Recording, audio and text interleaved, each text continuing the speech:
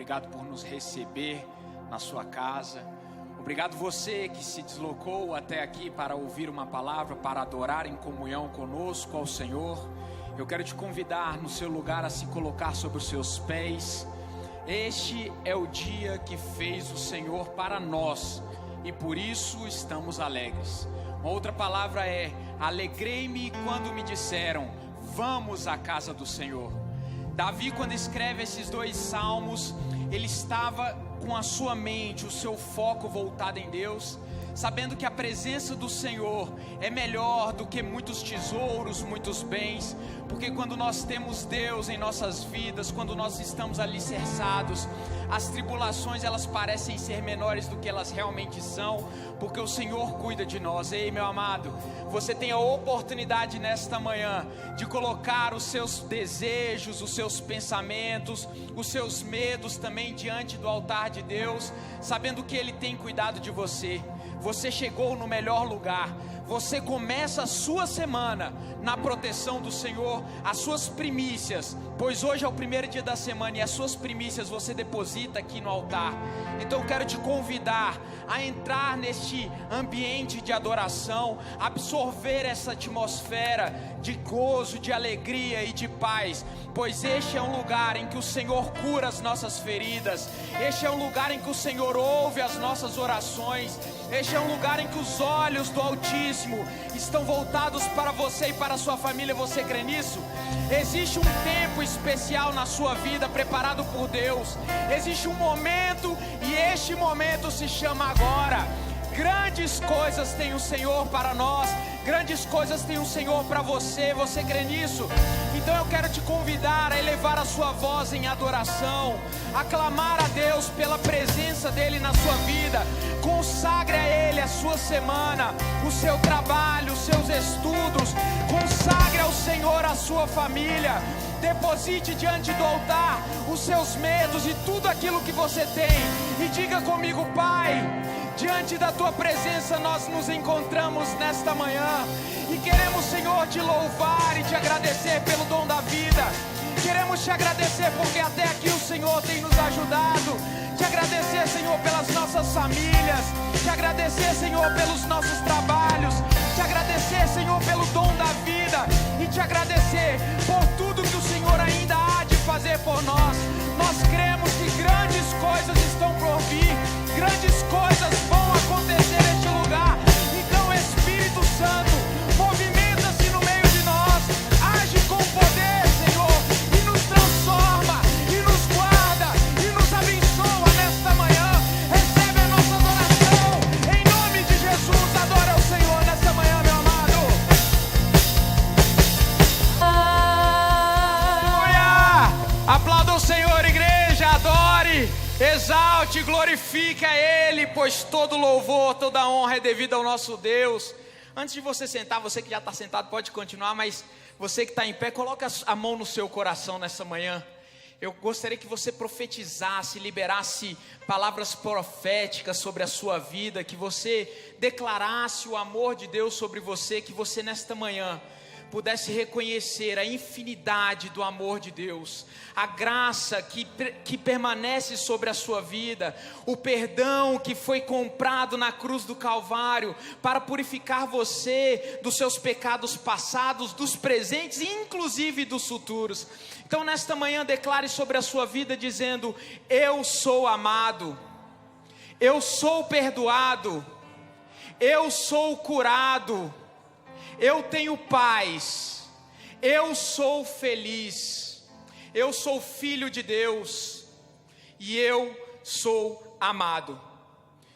Lembre-se disso, meu amado, você é amado por Deus. Tome seu assento nesta manhã, sabendo que o amor de Deus nos constrange, que nós somos impulsionados a viver cada dia esse amor em Deus para sermos a nossa melhor versão. Você está aqui nesta manhã porque você conhece a Deus, ou porque você busca conhecer a Deus. E tenha certeza, todo aquele que se chega a Deus, de forma nenhuma Ele o lança fora. Se você está aqui nessa manhã, saiba, Deus Ele tem algo especial para você. Nem que seja, meus amados, a presença dEle na sua vida, que é maior do que o mundo inteiro. Então creia que hoje você não sairá daqui desamparado. Hoje você não sairá daqui com o mesmo temor que você porventura entrou. Você sairá daqui fortalecido, regenerado, com a sua bênção na sua mão, com a esperança de que Deus cuida de você. Você crê nisso? Que Deus abençoe você nessa manhã. Antes de nós fazermos a leitura da Bíblia, eu gostaria de dar alguns dados. Vamos nos colocar de pé nessa manhã, para que nós possamos fazer a leitura desse texto, dessa passagem. Depois eu quero estar orando já, abençoando a sua semana, abençoando os seus propósitos, os seus negócios, abençoando as nossas famílias. O texto que eu gostaria de meditar nesta manhã com vocês encontra-se em Gênesis capítulo 27, no versículo 41 ao 46. Se puder reproduzir aqui, Gênesis capítulo 27, do versículo 41 até o 46. Amém. Esse é um texto de quando Jacó estava prestes a fugir da presença do seu irmão, após ter enganado seu pai, roubando a bênção que supostamente seria do seu irmão. Então, Gênesis 27, no 41, diz assim: Passou Esaú a odiar a Jacó, por causa da bênção com que seu pai o tinha abençoado. E disse consigo: Vem próximos os dias de luto por meu pai, então matarei a Jacó, meu irmão. 42. Chegaram aos ouvidos de Rebeca essas palavras de Esaú, seu filho mais velho. Ela, pois, mandou chamar a Jacó, seu filho mais moço, e lhe disse: Eis que Esaú, teu irmão, se consola a teu respeito, resolvendo matar-te. 43. Agora, pois, meu filho, ouve o que te digo. Retira-te para a casa de Labão, meu irmão, em Harã. Fica com ele alguns dias, até que passe o furor do teu irmão, e cesse o seu rancor contra ti, e se esqueça do que lhe fizeste. Então providenciarei e te farei regressar de lá. Porque hei de eu perder os meus 2 filhos num só dia? 46. Disse Rebeca a Isaque: Aborrecida estou da minha vida, por causa das filhas de Et. Se Jacó tomar esposa dentre as filhas de Et, tais como estas, as filhas desta terra, de que me servirá a vida? Feche seus olhos. Pai, nesta manhã deste dia, nós queremos, Senhor, apresentar as nossas vidas, apresentar, Senhor, os nossos corações, as nossas famílias, os nossos amigos, os nossos irmãos. Queremos, Senhor, te convidar a tomar o primeiro lugar no centro, Senhor, do nosso coração, no centro da nossa vontade. Que o Teu Santo Espírito possa nos guiar, meu Deus, pelos bons caminhos, nos dando sabedoria, nos dando, Senhor, conhecimento, discernimento. Que o temor do Senhor possa nos impulsionar a vivermos uma vida de santidade, uma vida, Senhor, de alegria. Que a nossa semana possa ser abençoada e que esta palavra, Senhor, possa nos exortar, nos consolar, nos edificar e nos fazer, Senhor, andar em lugares altos. Fala conosco nesta manhã, em nome de Jesus. Tome seu assento. Meus amados, se eu pudesse dar um tema para essa mensagem, é: cuidado com as suas atitudes.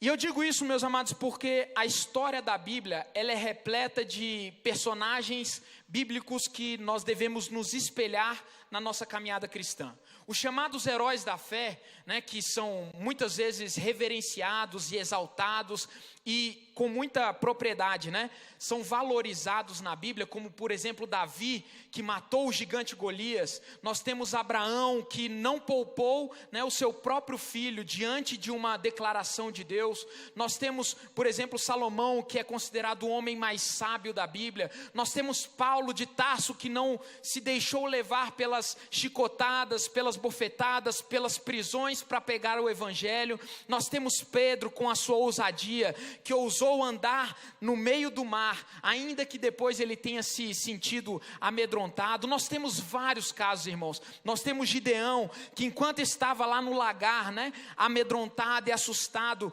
pisando, né, as uvas no lagar, pisando o trigo, na verdade, moendo trigo no lagar, né? Ele é chamado por Deus de corajoso. Nós temos homens e mulheres na Bíblia que são notoriamente vencedores, que alcançaram grandes feitos. E a realidade, meus amados, é que todos eles mostram que em algum ponto eles precisavam ser corrigidos por Deus. Em algum momento na sua caminhada heróica, na sua caminhada de vitória, na sua caminhada de superação, eles vacilaram. E isso é um certo alívio para todos nós. Porque muitas vezes nós olhamos para a vida de Davi e falamos, como Davi era corajoso, e ele enfrentou aquele gigante, e ele enfrentou o leão e o urso e os venceu, né? E eu gostaria de ter essa mesma ousadia, eu gostaria de ter essa mesma coragem, eu gostaria de ser tão próspero e abençoado como Davi, mas nós vemos o quanto que Davi, ele foi falho em muitas áreas da sua vida. E isso, irmãos, serve para que nós possamos nos consolar e saber que por mais que nós tenhamos virtudes, por mais que nós tenhamos habilidades e nós sejamos usados por Deus nessas qualidades, ainda assim, nós precisamos da boa mão do Senhor, nos guardando e nos encaminhando pelos seus propósitos. Esse texto nos mostra alguém que foi prometido por Deus para alcançar uma grande promessa, por um grande propósito, mas ele tentou fazer pelas suas próprias mãos. Jacó era o filho da promessa, era aquele que quando sua mãe, Rebeca, estava grávida, né, ela ouviu um anjo dizendo que o menor seria maior do que o mais velho, e ela desde o ventre já sabia dessa promessa. Rebeca, mãe de Jacó, ela conhecia essa promessa que tinha sido dada a ela. É Rebeca ou Raquel? Rebeca, exatamente. Então, ela já conhecia, quando ela engravidou de Esaú e Jacó, que eram irmãos gêmeos, que o menor seria mais proeminente. E ela entendia isso, ela percebeu que essa era a vontade do Senhor. E Isaac, ele certamente soube dessa promessa. Ele ficou sabendo que Deus também tinha prometido a primogenitura, não ao mais velho, que era Esaú, que saiu primeiro, mas a Jacó. Mas ainda assim, irmãos, a Bíblia nos mostra que Esaú e Jacó eram totalmente diferentes, e pelas próprias forças de Jacó, ele tentou ajudar a Deus. Isso é engraçado porque muitas vezes na nossa caminhada cristã, nós podemos ter uma promessa, nós podemos ter uma direção de Deus, Deus vira para você e fala, olha, eu quero te abençoar, eu vou te abençoar, mas nós não esperamos o tempo de Deus, nós queremos dar uma ajudinha, dar uma forçadinha para Deus, e falar, não Deus, por esse caminho é mais rápido, por esse caminho é melhor. E nós vamos entender através da vida de Jacó, que quando nós não nos dispusemos, nós não nos colocamos diante da poderosa vontade de Deus, nós acabamos pagando o preço, nós acabamos batendo cabeça na parede, nós acabamos errando, né? E precisamos passar pelo processo de correção do Senhor. O que acontece nessa história para contextualizar? Jacó era o filho mais novo de Isaac e Rebeca, e pela lei, né, dos tempos de Abraão, de Isaac e de Jacó, o filho mais velho, ele tinha uma porção dobrada da herança. Diferente de hoje em dia, né, que os filhos eles têm uma herança igualitária entre todos os filhos, sejam adotados, sejam, né, filhos propriamente do ventre, sejam, enfim, filhos de casamentos diferentes. Até anos atrás no Brasil, a lei, ela dizia que o filho bastardo, ele não tinha direito, né, junto com a herança dos filhos legítimos, digamos assim, né? Hoje em dia, pela lei brasileira, todos os filhos têm a mesma parcela, né, na herança. Mas nos tempos, né, antigos, nos tempos dos patriarcas, isso não acontecia. O filho mais velho era aquele que deveria herdar toda a propriedade do pai, ele tinha uma porção dobrada da herança, e o filho mais novo ficava com uma parcela menor. Ele geralmente ficava só com um presente, né, com alguma parcela, mas o nome da família, né, a herança e as promessas, elas eram sustentadas e eram herdadas pelo filho mais velho. Então, a gente vê o exemplo de Abraão, por exemplo, quando ele teve Ismael e Isaac. Ismael era um filho que não foi prometido por Deus. Deus havia prometido o filho para Abraão, através de Sara. Sara tentou dar uma ajudinha para Deus, né? Falou assim, não, eu já estou muito velha, Deus prometeu, mas eu vou, e deu a sua serva Agar para Abraão. Desse relacionamento, nasce nasce Ismael, melhor dizendo. Ismael era o filho mais velho. teoricamente ele deveria ser o filho que herdaria todas as propriedades, todos os rebanhos, né? Todos os servos de Abraão. Mas essa foi uma tentativa de os homens ajudarem Deus, porque Deus já havia prometido para Abraão: Abraão, eu te darei um filho, e esse filho será com a sua mulher Sara, e esse filho será com quem eu estabelecerei a minha promessa, e será uma nação tão grande como as areias do mar, será tão grande como as estrelas do céu que você não pode contar. Abraão creu nessa promessa, mas em determinado momento ele se deixou levar pela incredulidade do seu coração e tentou dar uma ajudinha para Deus. Recebeu Agar, teve relacionamento com ela, e desse relacionamento nasceu Ismael. Graças a essa tentativa, meus amados, do homem ajudar a Deus a cumprir o seu propósito, nós vemos Israel até hoje pagando o preço, lutando com os ismaelitas, que é a descendência árabe, né? Da descendência de Ismael surgiu também um grande povo, porque quando Sara, né, ela engravida, e próximo quando estava de desmamar Ismael, na verdade Isaac, que era o filho da promessa, aí estava Agar, que era a mãe, né, de Ismael, junto com Ismael, e rindo da cara de Isaac. E aí a Sara olha aquela situação e fala: olha, pode mandar a Agar embora, eu não quero que ela herde junto com meu filho. Aí Deus aparece para Abraão e fala: Abraão com certeza deve ter ficado com o seu coração, né, atribulado, falando: poxa, mas é meu filho também. E Deus aparece para Abraão e fala: Abraão, não temas em despedir Agar e Ismael, porque a promessa que eu tenho feito é com Isaac. E aí Abraão pega uma botija de água, dá para Agar, dá para Ismael e fala: olha, vocês vão ter que seguir seu caminho. Agar, ela sofre, né? A água acaba, ela deixa Ismael numa... Desculpa, irmãos. Agar, ela amedrontada porque a água tinha acabado, a provisão tinha acabado, ela deixa Ismael num canto, ele deveria ser um adolescente por volta dos 14, 15 anos, e ela se afasta e começa a chorar. E aí ela pede socorro a Deus, e o Deus de Israel ouve a oração de Agar e aparece para ela e fala: olha, não temas, fortalece-te, porque do teu filho eu também farei uma grande nação.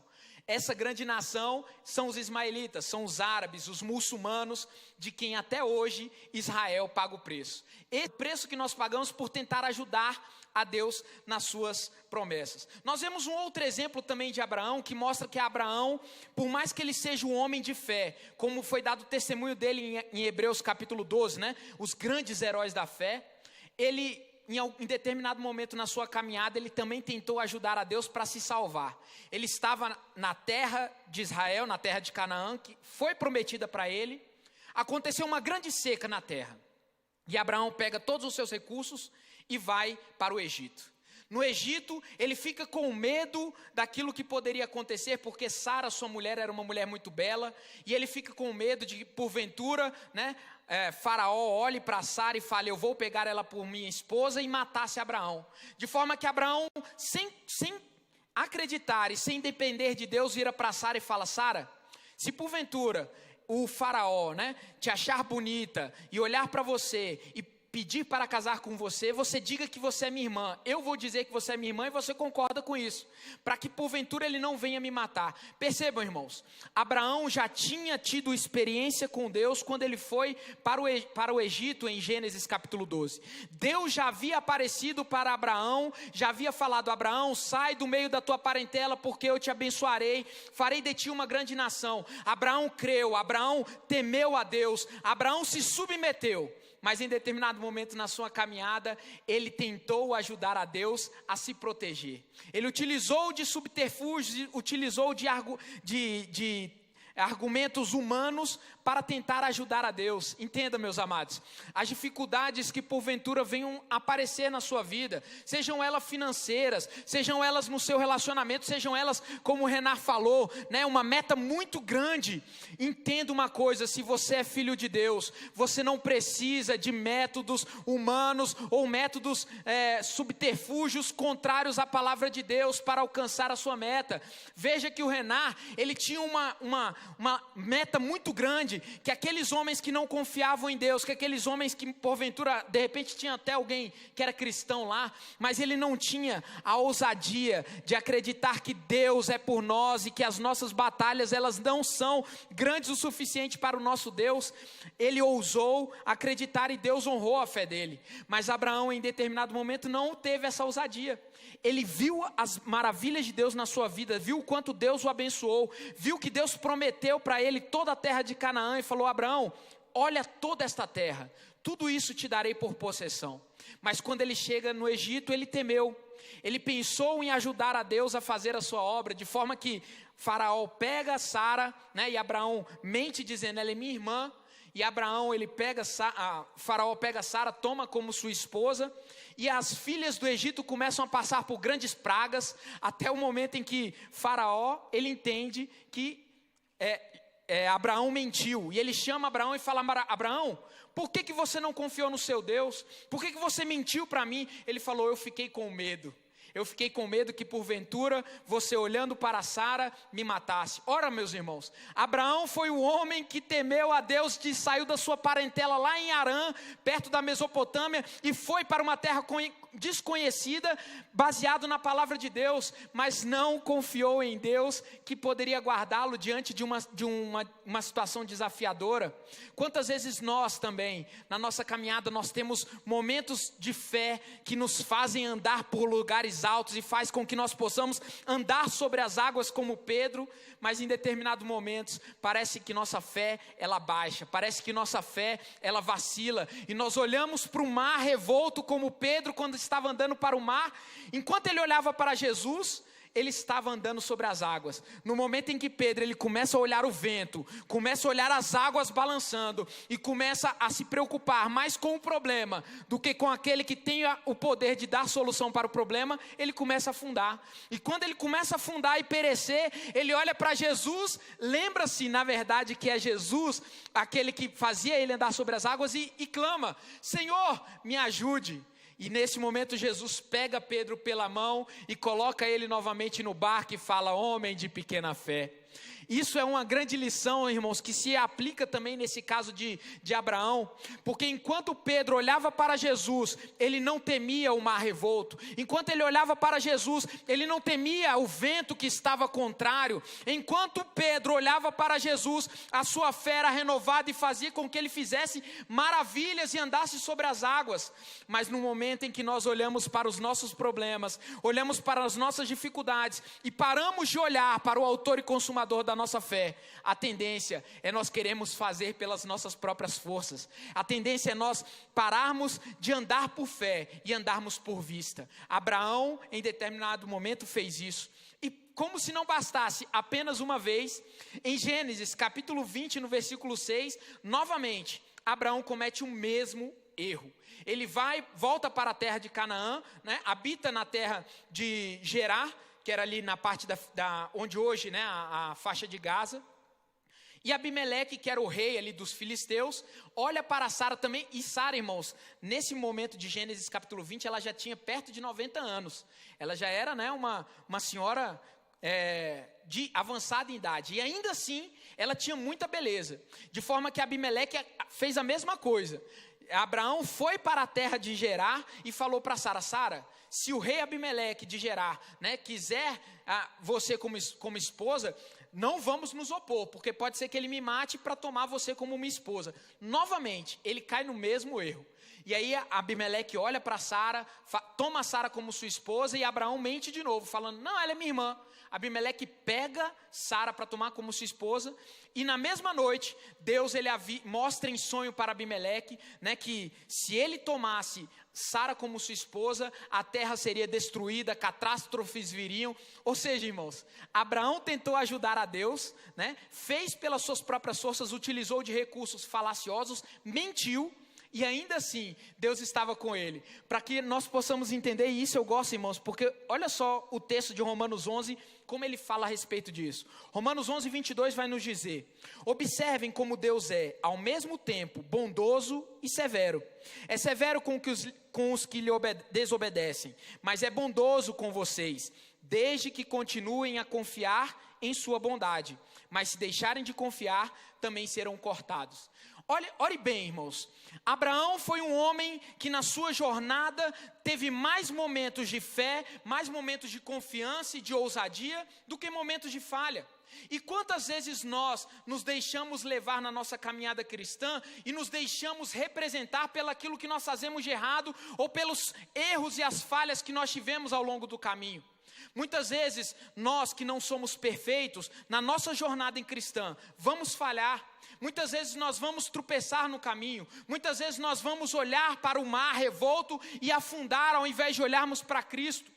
Mas isso, irmãos, não é motivo para nós abandonarmos a nossa missão. Não é motivo para nós acreditarmos que Deus nos abandonou. Porque na Bíblia nós vemos que todo aquele que se achega a Deus, mesmo que falhe, mesmo que vacile, mesmo que caia durante o caminho, Deus está disposto a nos reerguer. Não importa quantas vezes você fale, não importa quantas vezes você caia, se você clamar a Deus, Ele estará sempre disposto, como um pai amoroso, a te reerguer pelas minhas mãos, como na parábola do filho pródigo. Abraão tomou atitudes muito erradas. Por 2 vezes ele mentiu e disse que sua esposa na verdade era sua irmã, com medo da morte, deixou de confiar. Mas ainda assim nós vemos a misericórdia e a graça e a proteção e o favor de Deus estendido para a vida de Abraão, porque Abraão era alguém que tinha promessa. Eu pergunto, meus amados, você tem promessa de Deus na sua vida? Você já estabeleceu um relacionamento? Você já entregou a sua vida para Cristo?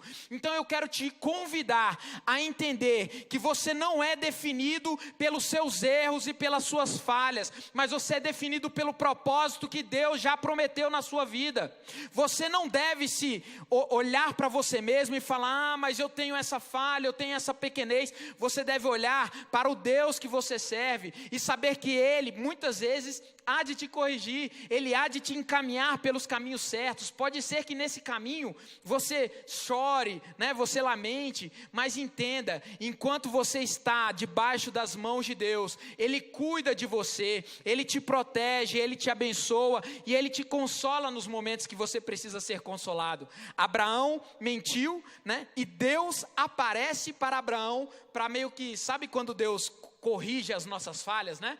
A gente vai pela nossa própria capacidade, nossa própria força, tenta dar uma ajudinha para Deus, quebra a cara, e a primeira coisa que a gente faz é o quê? Vai diante do altar do Senhor, dobra o joelho, chora, e fala, Senhor, eu errei, né? E eu li um negócio esses dias, irmãos, que me fez refletir, né? Muitas vezes quando eu comecei a operar mercado financeiro, eu já dei até esse testemunho algumas vezes aqui, né? E Deus me abençoava e eu por ousadia, né, e na verdade por olho grande, por ganância, ia e fazia mais uma operação e perdia tudo que eu tinha ganhado. E aí eu começava a chorar e lamentar com Deus, falando, Deus, por que o Senhor permitiu que isso acontecesse? Por que o Senhor não me abençoou, né? E aí eu li um negócio esses dias, irmãos, que foi um tapa na minha cara. Ele falou, olha, não se vitimize por situações que você mesmo criou na sua vida. Isso, irmãos, é nos trazer a responsabilidade, nos trazer a maturidade que nós precisamos ter diante das ações que nós tomamos diante do reino espiritual.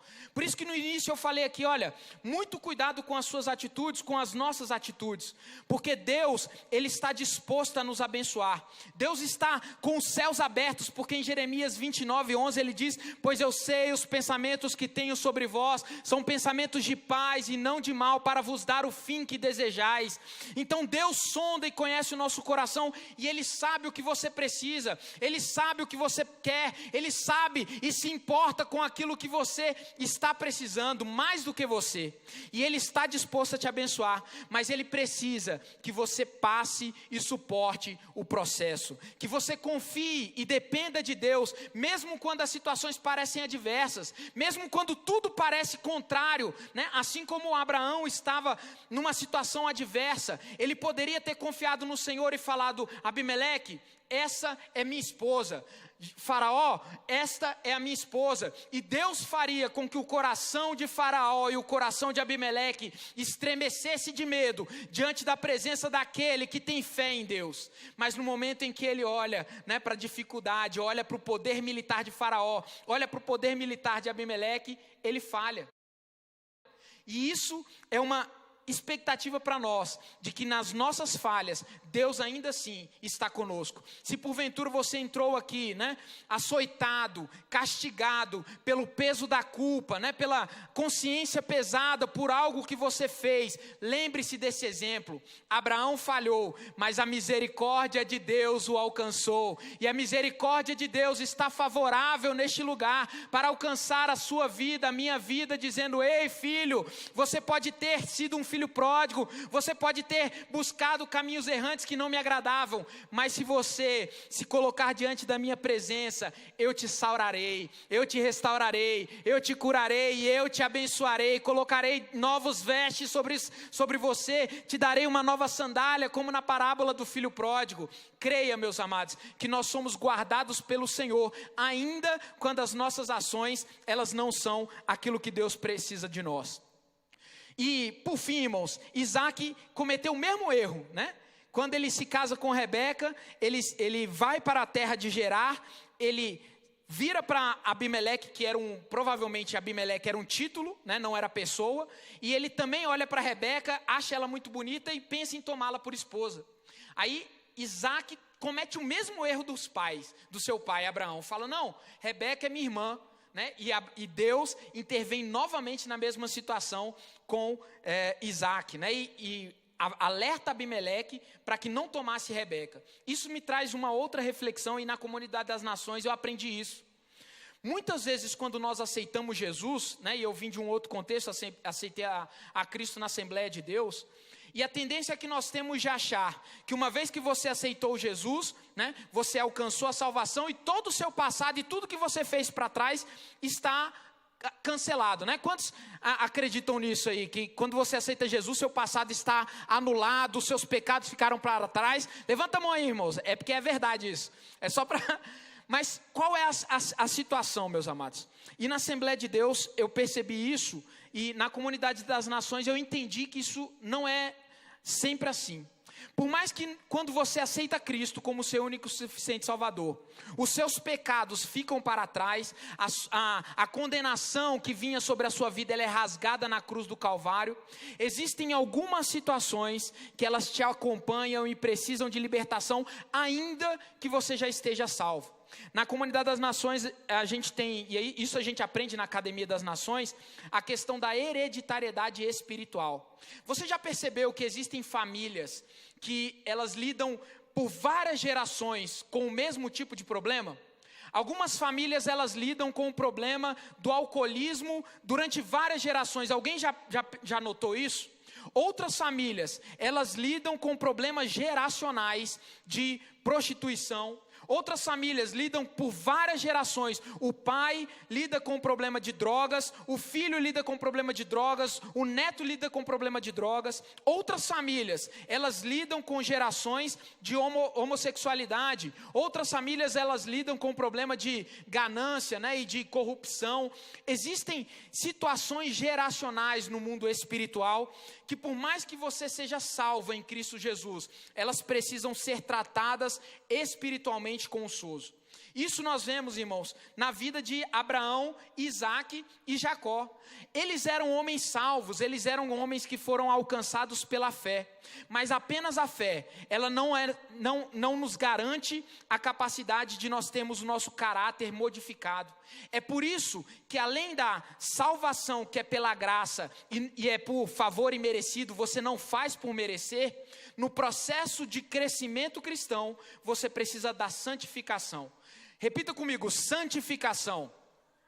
Entenda, você não é salvo pelo seu próprio mérito. Você não é salvo porque você é bom, porque você não peca. Você é salvo porque o sangue de Cristo te alcança. Você é salvo pelo sacrifício de Jesus na cruz do Calvário. Pois todo aquele que clamar a mim, se com a tua boca confessares ao Senhor e em seu coração creres que Deus o ressuscitou dos mortos, será salvo. A salvação não depende de mérito. A sua salvação não depende do quanto você é bom, do quanto você consegue evitar o pecado ou do quanto você consegue fazer boas obras. A salvação para você é você estar em Cristo. A salvação para você é você estar diante da presença de Deus, se humilhando e buscando o favor dele. Mas na sua vida, na sua caminhada, na sua jornada, em direção ao reino dos céus e em direção ao seu melhor propósito, existe algo chamado santificação. A santificação é um processo, enquanto a salvação é um ato firmado por Deus instantâneo. A salvação é instantânea. Aceitou a Cristo, você está salvo. Mas a santificação, ela é um processo, ela é uma caminhada, é uma jornada em que nós tiramos o mundo de nós e botamos a vida de Deus em nós. Existe um jargão que diz, né? A santificação, a salvação nos tira do mundo, mas a santificação tira o mundo de nós. Abraão, ele cometeu um erro e o seu filho Isaque comete o mesmo erro. Isso são situações geracionais, hereditariedade espiritual. Então, se porventura, né?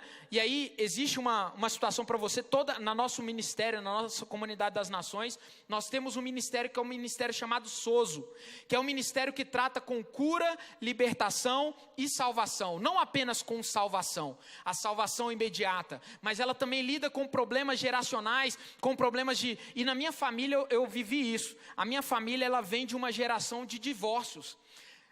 Eu tenho meus bisavós separados, eu não conheço meus trisavós, né? Mas todos os meus bisavós são divorciados, se separaram, todos os meus avós se separaram, todos os meus tios se separaram, e isso, meus irmãos, é uma situação geracional, é uma situação hereditária, e a minha família, para a honra e glória do Senhor, eu digo que essa maldição hereditária do divórcio e da separação, ela foi encerrada no momento em que eu aceitei a Cristo e falei, essa maldição, esse mal, eu não aceito para a minha vida. Nós precisamos entender aquilo que na nossa geração, espinha dorsal da nossa família, nós somos influenciados. O que nos influencia na nossa vida passada é a bebida. Você pode ser salvo, mas talvez essa seja uma área na sua vida que você precisa do sozo, da libertação. Talvez você venha de uma sequência de orfandade em que você foi adotado, né? E os seus pais, enfim, seus filhos, você deu para adoção, né? Como acontece, eu conheço alguns casos assim, que a pessoa é adotada e quando ela teve filho, deu os filhos para adoção. Hereditariedade, geracional. Isso, nós precisamos ter o discernimento de Deus para não cometer os mesmos erros. A salvação é imediata, mas a santificação é um processo que precisa da cura, precisa da intervenção de Deus. E para terminar, irmãos, nós entramos realmente na vida de Jacó. Jacó era o filho mais novo, era o filho que pela lei não tinha direito à promessa, não tinha direito à herança, mas Deus, ele olhou para Jacó e falou, a minha promessa é com o mais novo. Isso, irmão, já era o propósito de Deus para Jacó. E você me pergunta, irmão Deraine, por que Deus escolheu Jacó? Né? E se você for lá em Romanos capítulo 7 ou capítulo 8... né, você vê Paulo discutindo justamente sobre isso. Por que Deus escolhe uns, né, e não escolhe outros? Fala inclusive do vaso de barro, vara de honra. Meus amados, Deus tem motivos e caminhos que nós não entendemos. Deuteronômio 29:29 vai nos dizer isso. Aquilo que está revelado é para a nossa edificação, mas aquilo que Deus oculta é para a sua própria glória, é para o seu próprio louvor, e a nós cabe obedecemos a Deus como Abraão obedeceu quando disse, sai do meio da tua parentela para uma terra que eu te mostrarei. O fato é que Deus decidiu abençoar Jacó e não Esaú. E aí você pode me perguntar, mas Esaú era pior do que Jacó? Não, irmãos, os dois eram farinhas do mesmo saco.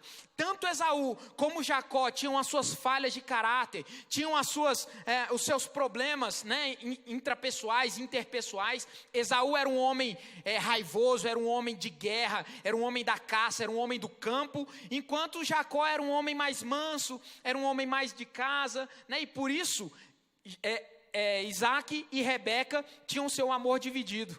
E essa é uma outra lição, irmãos, que eu tiro muito da Bíblia. Os grandes heróis da fé têm muitos feitos maravilhosos, mas a gente vê que na questão familiar, eles falharam várias e várias vezes miseravelmente. Você tinha Isaac e Rebeca que tinham favoritismo entre os seus filhos. Você tinha, Davi, que era um péssimo pai, um péssimo marido, mas um excelente guerreiro e com um coração quebrantado. Você viu Salomão também, que tinha um péssimo exemplo para seus filhos e casou com 1 milhão de mulheres, com várias e várias mulheres.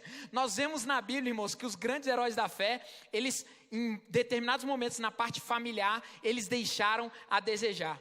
Mas isso ainda assim, irmãos, e por que eu conto das falhas? É para mostrar que nós não somos definidos por Deus pelas nossas falhas, mas por aquilo que Ele já tem determinado para nossas vidas, por aquilo que Ele já tem determinado para os nossos corações. Você não é definido pelas suas falhas de caráter, mas as suas falhas de caráter, elas podem alcançar você para te impedir de alcançar o melhor de Deus, como aconteceu na vida de Jacó. Por causa da sua enganação, porque ele não confiou em Deus e não esperou que Deus agisse a favor dele, porque, meus amados, era muito fácil Jacó alcançar a bênção. Assim como Deus apareceu para Abraão e falou: Abraão, eu te abençoarei. E assim como Deus apareceu para Isaac e falou: Isaac, eu te abençoarei, te dei por possessão essa terra. No momento em que Isaac fosse abençoar os seus filhos, Deus poderia ter aparecido para Isaac e falado: Isaac, não abençoe a Esaú com a primogenitura, abençoe Jacó. E se Isaac, na verdade Rebeca e Jacó tivessem conhecido, e acreditado em Deus que ele cumpriria a promessa, Jacó não teria ficado 20 anos longe da sua família, não teria passado pela situação de nunca mais ter visto a sua mãe, porque quando ele foge da presença de Esaú, neste texto que nós lemos aqui no início, ele foi para a terra de Harã, até o seu tio, que era Labão, e lá ele ficou 20 anos, quando ele retorna, ele não consegue mais ver a sua mãe que já havia falecido, por causa das escolhas erradas, por causa da necessidade de Rebeca e de Jacó, de tentar dar uma ajudinha para Deus, eles pagaram alto preço. E muitas vezes nós pagamos um preço altíssimo, porque em vez de olharmos a vontade de Deus e entendermos que Deus, Ele está no controle de tudo, nós queremos fazer pelas nossas próprias mãos. Esse texto e essa meditação de hoje, ela tem por objetivo, irmãos, nos fazer entender que Deus está cuidando de você, que você não precisa se esforçar para ajudar a Deus naquilo que Ele tem prometido para você. Você não precisa usar de meios fraudulentos, você não precisa da mentira, você não precisa da enganação, você não precisa de meios contrários à vontade de Deus. O que você precisa é confiar que Deus cuida de você. O que você precisa nesta manhã é entender que Deus, Ele é maior do que o seu gigante, que Ele é maior do que a sua dificuldade, que Ele é maior do que o seu medo. E se você entende isso, você pode pular uma etapa maravilhosa de sofrimento, de correção, E aí a gente ouve muito falar da vontade diretiva e da vontade permissiva de Deus. A vontade diretiva é aquela que Deus está no centro da sua vontade, Ele governa e faz acontecer aquilo que Ele efetivamente escolheu que acontecesse. Como no caso, por exemplo, da morte de Cristo. Deus decidiu entregar o seu Filho unigênito para que todo aquele que nele crê não pereça, mas tenha vida eterna. Essa é a vontade diretiva. É quando Deus, Ele toma todas as atitudes e se cerca de todos os meios para alcançar os seus fins.